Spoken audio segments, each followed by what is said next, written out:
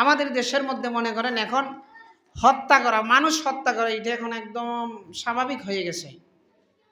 ছোটবেলায় পোলাপান দেখবেন পাখি মারে, ডিল মারে, এই দেখো একটা পাখি মরে গেছে ডিল মারার কারণে। আমাদের দেশের পরিস্থিতিটা এমন হয়েছে যে এখন মানুষ বলতে যে একটা বনি আদম সন্তান আছে, গুরুত্বপূর্ণ একটা পার্সন হইল মানুষ, এইটার মানুষের আচরণে বোঝা যায় না, কিছু হইলে গুলি করে মাইরা দেয়। আর আমাদের মন মস্তিষ্ক এমন হয়েছে, যদি কোনো জায়গায় শুনেন কয়েকজন মানুষ মারা গেছে, জিজ্ঞাসা কয়জন মরছে, ও 2 জন, মানে বোঝা যাইতেছে 2 জনের জানের কোনো মূল্য নাই। ভাবখানা আমাদের এমন হয় যে 2 জনের জানের কোনো মূল্য নাই। আমাদের অবস্থাটা এমন দাঁড়ায় গেছে।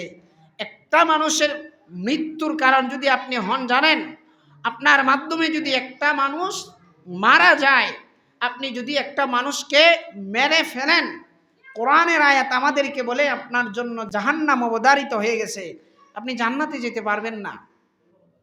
এই জায়গায় আপনি চিন্তা করেন তো, বিগত কয়েকদিন আগে যে প্রায় 2000 মানুষ দেশের মধ্যে মরল, 2000 মানুষ মারা গেল একটা দেশের মধ্যে, এরপরেও কোনো অনুশোচনা মানুষগুলার ভিতরে নাই। আল্লাহ তাআলা কোরআনের এক আয়াতের মধ্যে বলছেন, খতামাল্লাহু আলা কুলুবিহিম ওয়া আলা সামঈহিম। আল্লাহ এক প্রকারের আলোচনা করতে গিয়ে বলছেন তাদের অন্তরের মধ্যে আল্লাহ মোহর মাইরা দিছে, তাদের কাছে এখন এটা আর অপরাধ মনে হয় না। তা আমাদের সমাজের মধ্যেও এক প্রকার মানুষ আছে যারা মানুষদেরকে পাখির মতো গুলি করে মারে, তাদের কোনো অনুশোচনা নাই, তারা আর পশুর মধ্যে কোনো পার্থক্য নাই।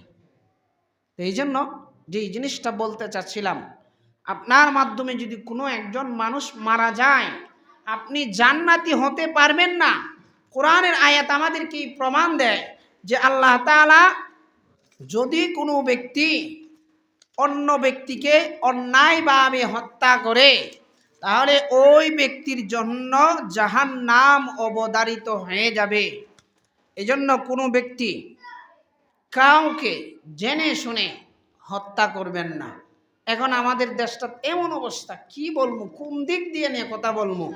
সারা শরীরে যদি ব্যথা হয়, যেখানেই মলম দিবেন ওইখানেই লাগবো আর এক জায়গায় ব্যথা আছে, নির্দিষ্ট জায়গায় যদি ব্যথা হয় ওইখানে ওষুধ লাগাইলেই চলে। আমাদের দেশের প্রতিটা এখন অবস্থা এমন হয়ে গেছে, যেই দিক নিয়ে কথা বলবেন ওইখানের মধ্যেই মলম লাগানোর প্রয়োজন পড়ে। আপনি কয় জায়গায় মলম লাগাবেন? অন্তত পক্ষে এই জিনিসটা বোঝেন, আপনার মাধ্যমে যেন কোনো মানুষ মৃত্যুর কারণ না হয়ে দাঁড়ায়। আপনি একজন মানুষকে যদি আত্মহত্যা করার সহযোগিতা করেন, কোনো মানুষকে যদি আপনি মেরে ফেলেন, কোরআন আমাদেরকে বলে, ওয়া ইয়াকতুল মুমিনান মুতাআম্মিদান ফাজাযাউহু জাহান্নাম খালিদান ফিহা। কোনো ব্যক্তি যদি অপর মুমিনকে অন্যায়ভাবে হত্যা করে, তার শাস্তি হইল জাহান্নাম খালিদান ফিহা।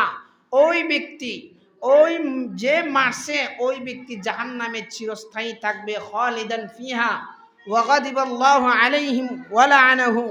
শুধু যে আপনি জাহান্নামী হবেন এমন নয়, বরং আল্লাহ আপনার প্রতি রাগান্বিত হবেন, আল্লাহ আপনাকে লানত দিবেন। ওয়া আ'আদ্দা লাহুম আযাবান আযীমা, এবং আপনার জন্য আল্লাহ পাক রেখেছেন কঠিন শাস্তি। এই জন্য অন্তত পক্ষে কোনো ব্যক্তিকে আপনার মাধ্যমে যেন সেই ব্যক্তি মৃত্যুর কারণ না হয়ে দাঁড়ায়, আপনি কোনো ব্যক্তিকে মারবেন না। যদি কাউকে মারেন, আপনাকে এই শাস্তি উপভোগ করতে হবে।